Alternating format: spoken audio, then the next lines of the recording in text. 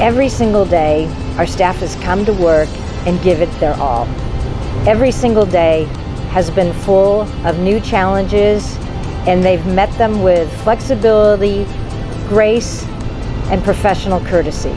I sincerely appreciate each and every one of you because it has been a challenging year. Yeah, I think they've performed outstandingly.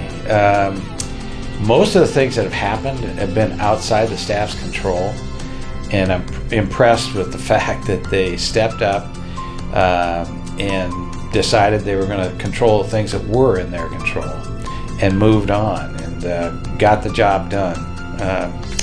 Doesn't get much better than that. That's as good as it gets when it comes to these types of situations, so pretty good. Quietly and consistently. They didn't go out and brag about what they were doing. They would just put their heads down, did their job the best way they knew how, and responded flexibly to the never-ending list of changes, both from higher government and the people, what they needed from the city. So that was what stood out to me, is that they just consistently did their job. I couldn't be more thrilled with the way staff has performed. The admin or the directors, the way they pulled together and helped support our city administration being new.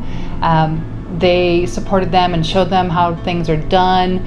They really relied on each other, and they just, it was so transparent to council that they were supporting each other, and it was really good to see, because it was pretty easy to pull apart from each other because it was a pandemic and you're not supposed to be within 6 feet of each other. So it was really good to see how they still figured out how to work with each other even from a distance.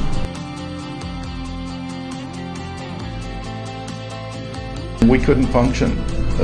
We serve the community to do the things that the community needs that the city provides, you know, health and maintenance, garbage services, water, all of those things. And without those things, can you imagine what the city would be like if we didn't have people to perform those tasks? So it's very clearly important to the citizens to have the commitment that our staff provides.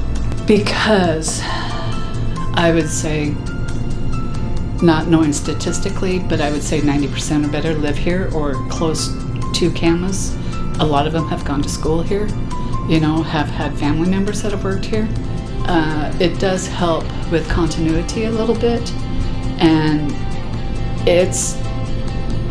they're like a family. We don't always get along, we bicker, you know, and can say, I like you, but right now I'm mad at you, type thing. But what is the end goal? What's the collective goal? And it's always the collective goal.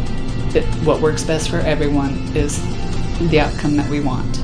And it's not an I. It's definitely a we team. Well, I mean, other than the obvious, if you don't have staff, you don't get anything done, right?